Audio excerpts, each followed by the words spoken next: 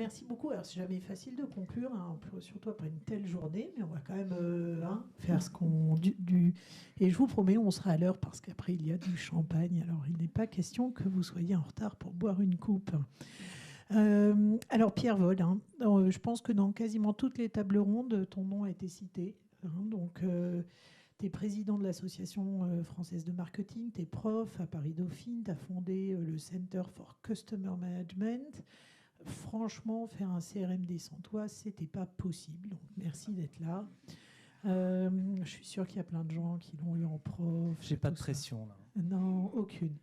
Alors, tu as fait plein de trucs. Tu as évidemment fait plusieurs livres. Hein, et ça, c'est énorme. J'en ai écrit un, je le referai jamais. Donc, notamment sur la stratégie client, le e-commerce, le marketing numérique. Et plus récemment, hein, tu as écrit Marketing plus durable. Normalement, je l'ai. Catherine, peut-être non. Bref, il est par là. Et c'est un super livre. Et il est là, peut-être. Voilà. Et du coup, tu parles de la vision du marketing, hein, comme un acteur, finalement, marketing comme un outil, un acteur stratégique dans la transition des entreprises vers le développement durable et la soutenabilité. Et donc, c'est ça dont on va parler aujourd'hui pour clôturer cette journée. Alors, voilà, vous le voyez, il est magnifique. Merci et bravo, Pierre. Merci.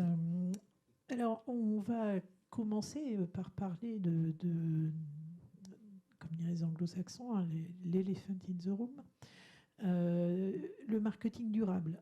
On peut se demander, alors on est tous marketeurs dans cette salle, hein, on sent tous une pointe de culpabilité qui monte à faire du marketing. Hein, au fond,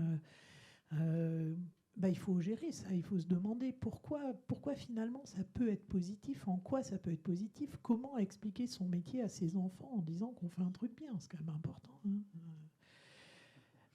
Moi je trouve. Donc, marketing durable, ça n'a pas un petit côté oxymore, c'est pas bizarre comme truc? Oui.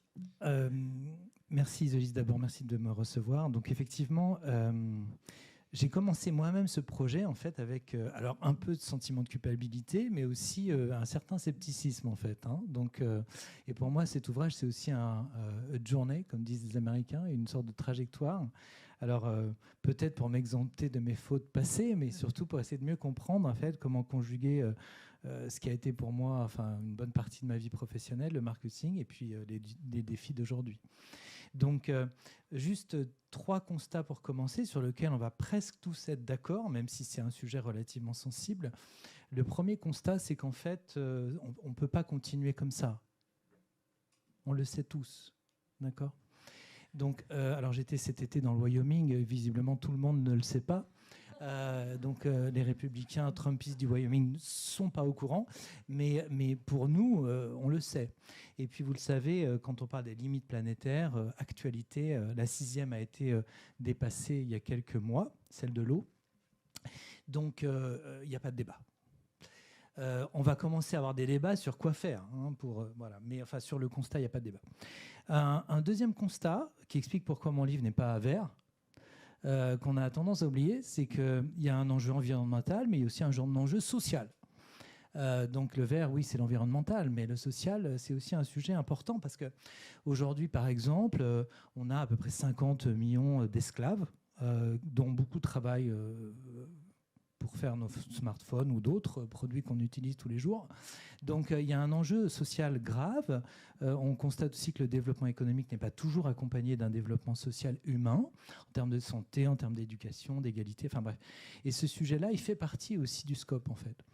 Donc moi, marketeur, vous, marketeur, qu'est-ce qu'on peut faire? Comment on peut contribuer à tout ça pour faire en sorte que l'empreinte environnementale soit limitée et puis l'impact social soit amélioré?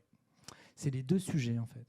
Et donc, là où on pourrait presque tous se mettre d'accord, mais rassurez-vous, tout le monde n'est pas d'accord. Par exemple, lundi, j'étais à une table ronde avec mes collègues de l'Obsoco.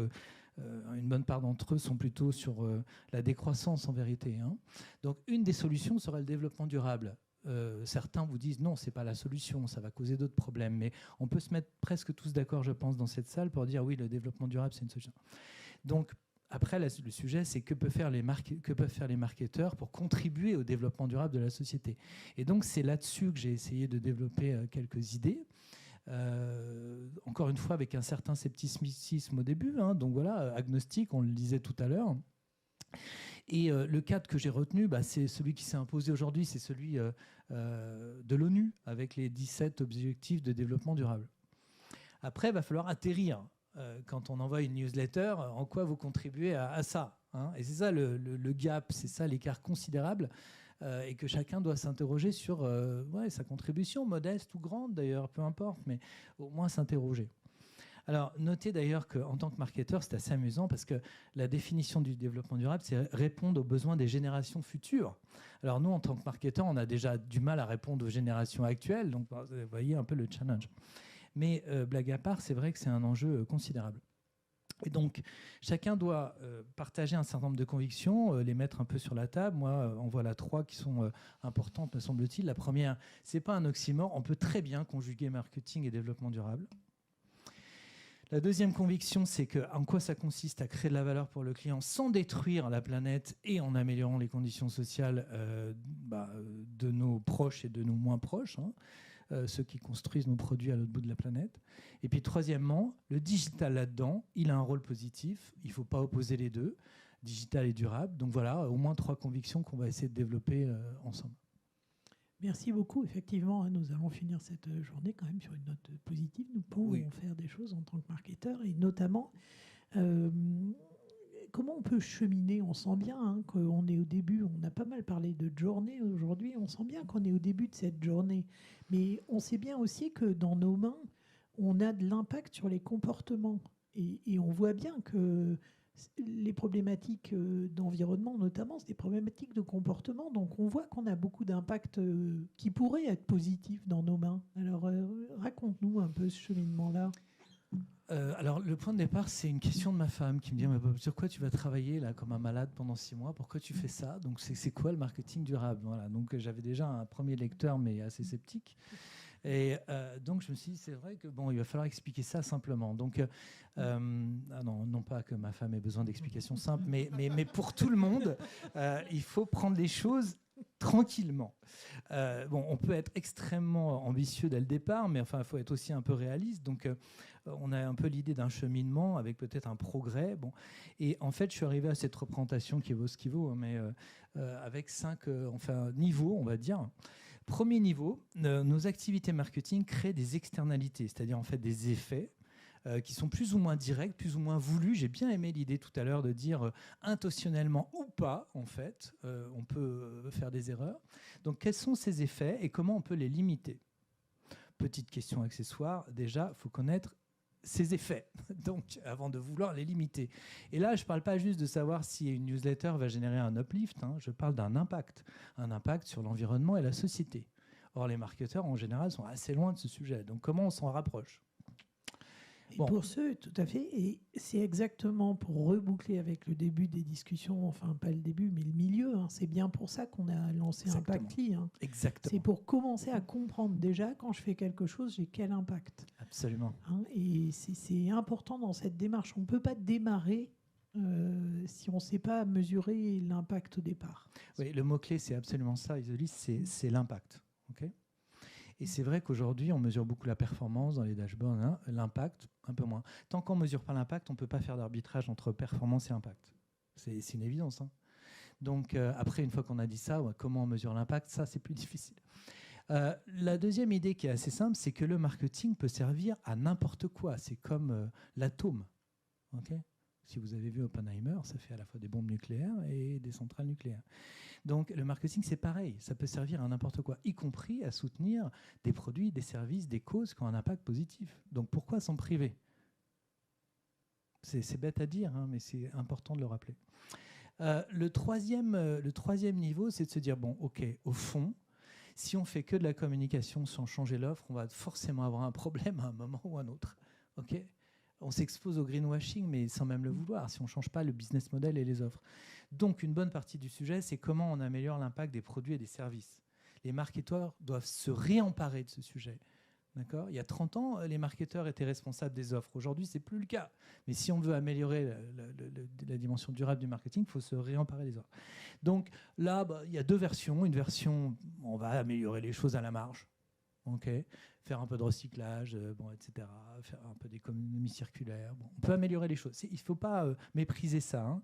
Mais disons que c'est le démarrage d'une démarche ambitieuse. Et puis, on peut éventuellement partir d'une page blanche et concevoir un produit qui a un impact positif. Ça, c'est beaucoup plus ambitieux. Un certain nombre d'entreprises s'y lancent. Et donc, il faut évidemment accompagner, promouvoir ces business models et ces produits et ces services. Donc, il faut faire du marketing. Et puis, dernière idée, qui n'est pas facile pour nous, marketeurs, et c'est une idée très simple. On est programmé mentalement pour créer de la valeur pour le client. Okay ? Mais si on veut avoir un impact positif sur la société, il faut prendre en compte les autres parties prenantes. Par exemple, les collaborateurs, par exemple, les fournisseurs, par exemple, les collaborateurs de ces fournisseurs. Quand on achète un café, il a été fait quelque part. Donc, supply chain, sourcing, enfin voilà. Et donc, ça oblige les marketeurs à se décentrer. Bon, moi, j'ai, comme Thibaut, comme vous, beaucoup milité pour la customer centricity, un terme qui a été encore appelé tout à l'heure. Mais en vérité, si on veut vraiment faire du marketing durable, ce n'est pas le client qu'il faut mettre au centre. Il fait partie d'un écosystème de parties prenantes avec les collaborateurs et d'autres acteurs. Et donc, voilà, il faut les embarquer dans cette ambition de créer de la valeur. Vaste sujet, on est d'accord. Ah, ça, mais on peut commencer. Il faut commencer. Enfin, je pense que le constat est là, il faut commencer. C'est important. Je pense qu'on est tous un peu pareils. Hein. On sent bien qu'il y a une pelote et chacun tente de tirer des petits fils à des endroits. Donc, commencer par mesurer, commencer par construire son propre chemin. Et je pense que le partage collectif est important aussi dans ces sujets-là, pas juste pour se déculpabiliser, hein, ce qui est déjà bien, mais pas suffisant du tout. Mais je crois, pour aller faire levier sur notre métier, qui est un métier où on va aller donner envie à des gens de changer de comportement. L'être humain n'a jamais changé sous la contrainte. Ça n'arrive pas. Ou alors, il faut une contrainte forte, quoi. Hein. L'être humain, il change parce qu'il est aspiré par une autre envie. Et cette envie, c'est quand même beaucoup dans les mains du marketing. On est capable d'aller générer des flux de revenus sur des produits qui ont un impact positif. C'est notre métier de faire ça, il ne faut quand même pas l'oublier. Donc, finalement, sur ce chemin-là, hein, vers la relation client, qu'on peut appeler responsable ou le marketing durable, il y a plein de mots autour de ça. Comment on peut évaluer finalement son état d'avancement ou la maturité de son organisation ou sa propre maturité, la maturité de ses pratiques? Alors, en fait, donc ça revient à cette question de l'impact. Hein. Donc, dans l'ouvrage, il y a une centaine de bonnes pratiques, mais la bonne pratique, c'est donc de mesurer son impact. Donc, d'où effectivement Impactly et ces démarches, chacun à son niveau, chacun dans son domaine peut commencer à s'interroger sur son impact. Donc, bon, ça, c'est le point de départ. Après, effectivement, cette mesure, elle va être imparfaite, comme toute mesure. On peut l'améliorer dans le temps, on peut la confronter, etc. Elle peut faire l'objet d'une labellisation. Bref, on peut être plus ou moins ambitieux en termes d'impact. OK. Ça reste le cœur de la démarche. Après, si on regarde un petit peu la maturité des entreprises en termes de relations clients, puisque c'est quand même le sujet qui nous intéresse, on va parler de relations clients responsables. Alors, bon, je ne veux pas m'étendre sur durable versus responsable, mais c'est un peu différent. L'impact, c'est le durable. Le responsable, ça fait plus référence à une déontologie, à une éthique, à quelque chose de souhaitable, je veux dire, sur un plan des valeurs. Okay, la planète est en mauvaise santé, ça se mesure, c'est les chimistes, les physiciens, etc. Ce n'est pas une question de valeur. La notion de responsabilité, c'est une question de valeur. Donc on est beaucoup plus déjà dans le subjectif, le culturel, etc. Donc je ferme la parenthèse sur le durable versus responsable, mais donc le sujet qui nous intéresse, nous, c'est la relation client responsable en rapport donc à des codes, à des réglementations, à des exigences déontologiques, etc. Donc comment on peut faire? Alors en fait, je ne suis pas le premier à me poser la question. Hein. Là, c'était la définition du responsable versus durable. Là, je voulais juste vous montrer un slide. J'aime beaucoup cette étude Kantar Bearing Point sur les podiums de la relation client. Quand ils ont fêté les 15 ans de cette étude. Ils ont fait une petite chronologie de la relation client qui vient un peu des démarches qualité dans les années 80. Je vais tout de suite aux années 2020. Pour eux, c'est la relation client responsable, le futur. Très bien. Moi, j'aime bien savoir de quoi on parle. Donc, je me interroge, c'est quoi la relation client responsable? Heureusement, nos amis de Bearing Point et de Kantar nous donnent une réponse qui se tient en 4 items. Je vous laisse les lire si vous le voulez, mais enfin, la conclusion de tout ça, c'est que ça ne m'a pas vraiment beaucoup convaincu. Je me suis dit, il y a quand même autre chose à faire. Et donc, ça fait à peu près 1 an que j'essaie de réfléchir à ce sujet sur la relation client responsable. Et je suis arrivé en fait à une représentation. Alors vous allez voir, c'est assez amusant parce que ça fait écho à la présentation de tout à l'heure qui était la matrice de Loza. Donc ça tombe bien, je n'ai pas besoin de la réexpliquer, on va gagner 1 minute. Mais on ne s'était pas coordonnés, hein, mais on a tous les deux utilisé la même schématisation. Donc là, bon, les quatre cases n'ont aucun sens. Hein, ça pourrait être présenté comme on veut. Voilà. Par contre, la représentation de Loza, elle a beaucoup plus de sens. Je vais tout de suite vous la montrer, en fait, pour gagner un peu de temps. C'était l'idée de se dire, bon voilà, y a des pratiques de relations clients qui sont responsables. On va les mettre à jour, on va les organiser. Ça m'a pris quelques mois. On a bossé, une équipe de 30, en l'occurrence 30 étudiants. On a fait des choses assez amusantes. Vraiment, comme par exemple prendre la revue Que Choisir et regarder les relations clients irresponsables. Parce qu'il y en a. Donc je vous donne un petit exemple assez amusant. SFR est condamné pour une pratique client irresponsable et doivent donc rendre publique la condamnation. Bon, ils font un scroll-up. Vous avez déjà fait des scroll-up sur une homepage? Moi pas. Donc la condamnation est présentée quand on fait un scroll-up sur la homepage, c'est malin. Hein. Donc évidemment, elle est affichée à condition de faire un scroll-up. Bon, donc ils ont été condamnés, mais ils sont encore plus malins pour. Voilà, ça c'est pas très responsable. Et en fait, il suffit de regarder Que Choisir. Chaque mois, vous en avez une palanquée. Donc bon, c'est assez drôle à regarder. Enfin drôle, c'est un peu pitoyable en vrai, mais bon. Et donc on a cherché plein de choses. On a regardé la législation, on a regardé des mauvais exemples, des bons exemples. Enfin, et on est arrivé aux 7 familles de principes, donc 7 principes de relations clients responsables. Et donc, comme vous avez compris la matrice Loza, je n'ai pas besoin de la rappeler. Donc, à gauche, les basiques, c'est-à-dire, si ce n'est pas là, ça pose problème. C'était la propreté de la tasse tout à l'heure. Okay, le sourire, c'est chouette, mais si la tasse est sale, ça ne va pas. Donc, c'est un basique. Là, c'est la même chose. Loyauté des pratiques commerciales, c'est du juridique. Hein. Il faut ouvrir le code de la conso quand même pour voir un peu ce à quoi vous vous engagez quand vous vendez un produit. La gestion responsable des données, j'en parle pas, c'est un basique aussi, RGPD, tout ce qu'on veut, mais pas seulement. Et puis, un élément important qui introduit justement la notion de social dans la relation, le management responsable des collaborateurs. Je ne sais pas si vous avez vu, mais un des sujets en ce moment, quand on parle de relations clients face à face, c'est l'agressivité, voire la violence des consommateurs. Donc, comment on rééquilibre en fait la relation entre les humains et leurs clients? Donc ça, c'est un des enjeux forts aujourd'hui sur la relation client. Et je l'ai mis en basique parce qu'évidemment, si on dit oui, la relation, c'est de l'humain, d'accord les gars, mais il y a des collaborateurs, donc comment on les recrute, protège, etc. C'est un basique en vérité. En tous les cas, ça devrait être fait et entendu comme tel. À droite, vous avez les éléments plus qui sont ce sur quoi en fait on va pouvoir se différencier en termes de relation client. Et tout simplement parce que tout le monde ne le fait pas, ce n'est pas une obligation légale, bon, etc. La transparence, par exemple, l'accessibilité, la réactivité. Je vous rappelle la semaine prochaine. Moi, il y a quelqu'un qui me dit je vous rappelle la semaine prochaine, je sais qu'il ne va pas le faire. On en est là dans la relation client. Okay, essayez avec un plombier, je vous rappelle la semaine prochaine. Ok, mon gars, je sais que ce n'est pas vrai. Donc, on en est là, en fait. D'accord ? Donc, c'est dramatique de mettre ça comme un plus. Hein. Mais s'il me rappelle la semaine prochaine, aujourd'hui, ça constitue un plus, en fait. Ok ? Bon. L'équité, non-discrimination. Il y a des vrais sujets, y compris avec l'algorithmique, etc. Le verrouillage, au sens je vais locker mon client, le lock-in du client. Bon, ça peut être fait plus ou moins élégamment, okay, donc plus ou moins éthiquement.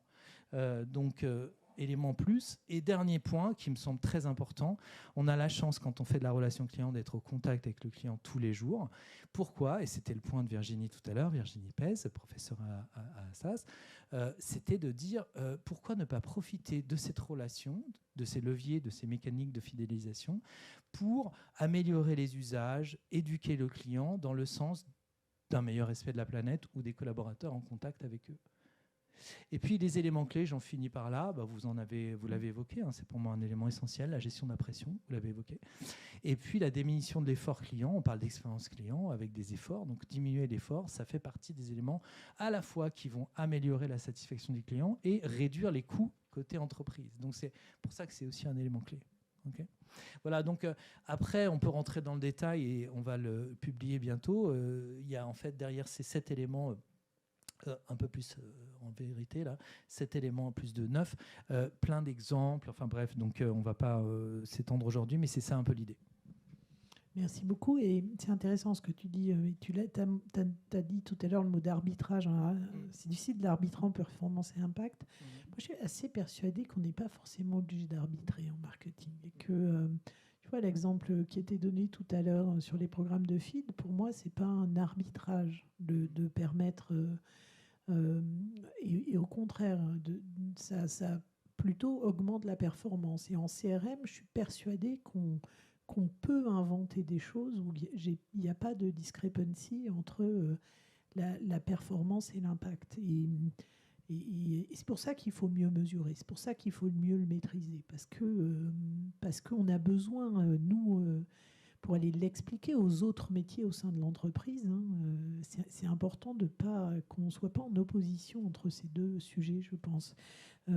Pour parler justement de pilotage, et ce sera le dernier point, en termes d'indicateurs. Est-ce que tu as des précisions? Alors, les indicateurs, voilà, si on regarde l'histoire du marketing depuis 30 ans, ils ont été considérablement multipliés. Aujourd'hui, évidemment, il y a une étude récente qui a été publiée là, sur l'usage du NPS. Aujourd'hui, c'est 40% des entreprises. C'est devant la satisfaction. Qui est autour de 30%. Après, ça va varier des pays, des secteurs, etc. Mais donc, dans le paysage, on a aujourd'hui une batterie d'indicateurs. La question, c'est est-ce que si on veut aller vers un peu plus de contributions positives au développement durable, il ne faut pas changer quelque part les indicateurs. Enfin, changer. Rajouter aux indicateurs classiques, genre récence, fréquence, montant, NPS, satisfaction, tout ce qu'on veut, des indicateurs qui permettent d'intégrer justement les impacts. Alors, vous pouvez les regarder, les objectifs de développement durable, il y en a 17, très bien. Et puis derrière, il y a une batterie d'indicateurs. Le fichier Excel est en accès libre sur le site de l'INSEE. Il y a 225 indicateurs. Bon, malheureusement, vous ne trouverez rien qui vous convienne. Hein, donc, inutile d'y aller si... Bon, voilà. J'ai fait le travail pour vous. Si vous êtes responsable relations clients, directeur marketing, vous allez avoir du mal à vous retrouver là-dedans. Donc, le sujet, c'est quoi ? Voilà, je passe vite. Le sujet, c'est d'enrichir les indicateurs classiques avec peut-être des indicateurs plus, on va dire, larges, sociétaux. Voilà. Moi, j'en vois 3. Je vois la notion d'impact, et notamment sur les collaborateurs. Voilà. Donc, on a une batterie d'impact sur les clients. Quid des collaborateurs? Il y a des gens en RH qui ont des choses sur les collaborateurs. Il faut espérer, quoi. Mais est-ce qu'on ne pourrait pas, quelque part, intégrer en même temps le client et le collaborateur? Sachant dans certains cas en plus, je ne rentre pas dans le détail, mais que les collaborateurs sont parfois des clients et vice-versa. Donc il y a peut-être une convergence assez intéressante ici en termes d'impact. La valeur perçue. Donc on a parlé tout à l'heure de l'engagement, de l'attachement, de plein de choses en fait. Donc est-ce qu'on ne pourrait pas mesurer quelque part autre chose que des indicateurs comportementaux, mais la valeur perçue par le client de tous ces dispositifs. Et puis, dernier sujet qui est un peu à la mode, voilà, que je ne maîtrise pas complètement, mais qui est intéressant, c'est la notion de bien-être des consommateurs. Okay ? Non, je ne la maîtrise pas complètement parce que c'est vraiment un autre... voilà. Mais quelque part, aujourd'hui, il y a beaucoup de recherches sur le bien-être. Peut-être que dans 10 ans, dans 5 ans, ça sera à gauche. Okay ? C'est pas impossible. Bon, en tous les cas, il y a 10 ans, où la première fois que j'ai dû parler ici, ça, c'était à droite. Donc, il y a une évolution des indicateurs, il y a une actualité des indicateurs. D'accord ? Donc, il y aura certainement des choses ici, là, c'est dommage, on ne voit pas, mais c'est derrière moi, mais en violet, qui vont passer à gauche. Donc, essayez de se projeter, essayez de voir comment concrètement... Ça ne sera jamais le NPS en une question. Hein. Je veux dire, il ne faut pas rêver, quoi. Par définition, l'impact, il est multidimensionnel, etc. Donc, ça sera plus compliqué. D'ailleurs, on voit sur l'impact, sur la CLV, qui est compliquée, la valeur client, je sais qu'on va en parler dans pas longtemps, ou l'effort client, ça passe moins vite de la droite à la gauche, parce que c'est beaucoup plus compliqué à mesurer. Bon, là aussi, on est sur des choses compliquées à mesurer. Mais il faut espérer que, quelque part, on mette dans nos dashboards des indicateurs d'impact. Et c'est vrai qu'idéalement, ça serait bien de ne pas les opposer et qu'on ne soit pas en situation d'arbitrage. D'accord ? C'est sans doute possible de trouver des zones où on peut éviter les arbitrages entre de la performance et de l'impact. Typiquement, par exemple, alors si ça vous a donné envie de mesurer, vous pouvez aller, vous mesurez sur Impactly, sur une campagne, ça vous amusera, vous verrez déjà une campagne, ce que ça donne comme impact. Il y a des garçons juste à côté. Typiquement, nous on travaille beaucoup en IA sur l'heure de routage. Typiquement, on l'a vu avec Benjamin, c'est un gros impact, l'heure de routage sur l'impact carbone, parce qu'on sait que ça fait x2 dans la journée. Donc finalement, dans l'algo d'optimisation, on peut tout à fait dire, on optimise pour un individu et en même temps, on optimise pour abaisser la consommation au carbone. C'est absolument pas... par rapport à ce qu'on fait aujourd'hui, qui est on envoie à la même heure, et parce que c'est 14 heures qui en moyenne marche le mieux. Donc on voit bien que c'est pas du tout... on peut l'intégrer. Par contre, il faut avoir la volonté de l'intégrer. Et cette volonté, c'est bien à nous, marketeurs, de la porter. C'est pas les techs qui vont aller la porter. C'est à nous de la porter. Et c'est pour ça que notre métier est intéressant en partie, je trouve. Parce qu'on peut avoir de l'impact sur ce genre de choses. Alors après, on peut se dire, ouais, mais finalement, c'est petit. Ouais, mais alors, c'est des sujets où on se dit, quand j'ai un petit impact, j'y vais pas, on n'y va jamais, quoi. Et donc moi, je trouve qu'il n'y a pas de petits impacts. Il y a des impacts. Alors, il y en a des plus petits, des plus gros, mais on doit, c'est important qu'on essaye d'en avoir chacun et collectivement. Est-ce que j'ai une question à distance? Non, parfait. Si vous avez des questions, je vous propose de les poser à Pierre avec une coupe au fond, parce que. Voilà, mais soyons responsables quand même. Mais oui, de manière responsable, mais il vous répondra. Donc vous avez Impactly. C'était un immense bonheur de vous recevoir chez nous. Ça m'a fait très plaisir. Vous avez aussi le livre blanc du CCM qui est disponible à l'entrée. Pour ceux qui sont à distance, il est disponible sur notre site. On a pris grand plaisir à organiser cette journée, à vous avoir avec nous, et je suis certaine qu'il y aura plein d'éditions derrière. Merci beaucoup à tous.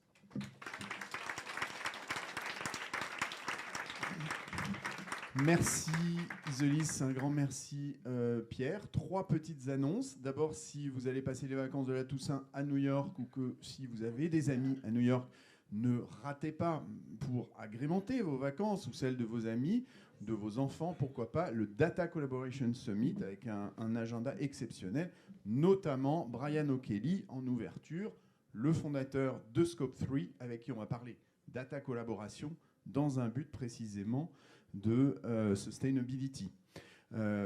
Deuxièmement, un webinar exceptionnel dont parlait Pierre avec Neil Hoyne, le Chief Measurement Officer de Google, en direct de Mountain View. C'est pas tous les jours, le 15 novembre à 17h heure de Paris. Troisièmement, et pour terminer, si le cœur vous en dit, nous proposons aujourd'hui quelques 4 très beaux certificats à distance de marketing digital. Donc n'hésitez pas, Retail Media, CRM du luxe, Data Marketing et beaucoup d'autres. Merci beaucoup. Merci infiniment.